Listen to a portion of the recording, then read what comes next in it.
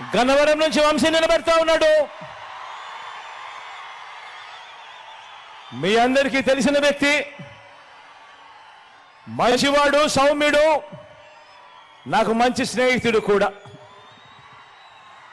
మీ చల్లని దీవెనలు, ఆశీస్సులు వంశీపై ఉంచవలసిందిగా, మంచి చేస్తాడన్న నమ్మకం నాకు సంపూర్ణంగా ఉందని తెలియజేస్తూ మీ అందరి చల్లని దీవెనలు, ఆశీస్సులు ఉంచవలసిందిగా కోరుతా ఉన్నా.